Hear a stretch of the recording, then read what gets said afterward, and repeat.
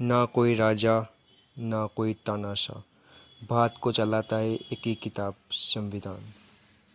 1947 में आज़ादी के बाद भारत को एक मजबूत सिस्टम चाहिए था। तभी डॉक्टर भीमराव अंबेडकर और उनकी टीम ने मिलकर बनाया भारत का संविधान। ये संविधान हमें देता है हमारे अधिकार, जैसे बोलने की आज़ादी, बराबरी का हक और न्याय, और साथ ही दिखाता है हमारी जिम्मेदारियां भी।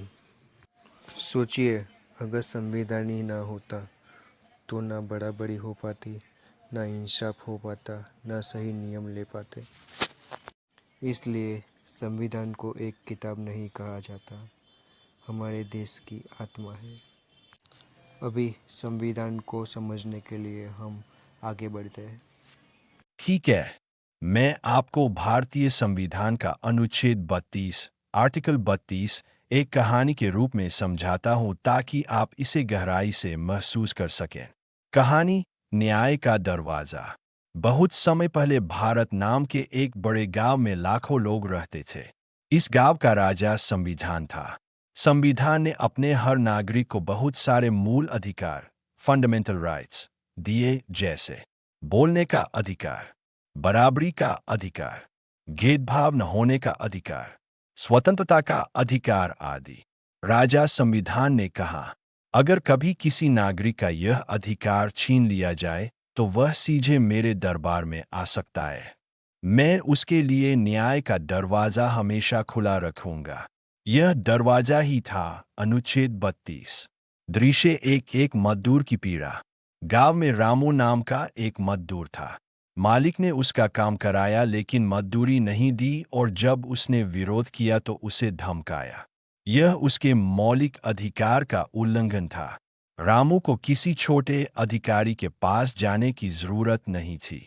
उसे पता था कि अनुच्छेद 32 उसे सीधा राजा संविधान यानी सुप्रीम कोर्ट तक पहुंचने का अधिकार देता है।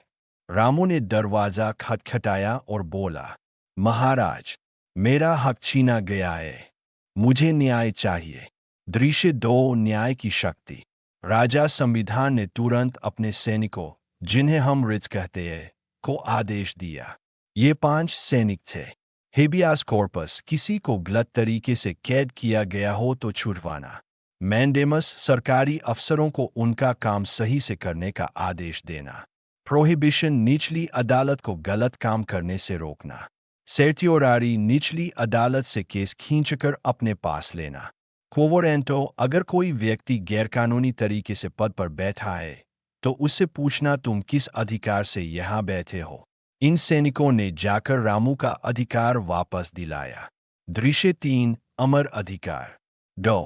भीमराव अंबेडकर ने कहा था, अनुच्छेद 32 संविधान की आत्मा और हृदय है, क्योंकि अगर अधिकार मिल भी जाए लेकिन उनकी रक्षा न हो सके तो वे अधिकार केवल कागज पर लिखे शब्द रह जाते।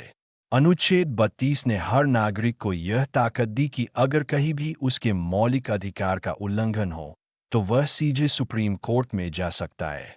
सरल भाषा में समझे, अनुच्छेद 32 मौलिक अधिकारों की रक्षा करने का विशेष अधिकार। नागरिक सीधे सुप्रीम कोर्ट और हाई कोर्ट, अनुच्छेद 226, जा सकता है। सुप्रीम कोर्ट रिट्स जारी कर सकती है। इसे मौलिक अधिकार इसलिए कहा गया क्योंकि यह नागरिक की आज़ादी और न्याय की गारंटी है। यानी अनुच्छेद 32 वो जादुई दरवाज़ा है जो हर भारतीय के लिए खुला है। अगर कोई आपके मौलिक अधिकार छीन ले तो आप सीधे उस दरवाजे से न्याय मांग सकते हैं। इंडियन कॉन्स्टिट्यूशन के आगे के अध्याय को सुनने के लिए बने रहिए इस चैनल्स पे। सब्सक्राइब कीजिए, लाइक कीजिए, शेयर कीजिए।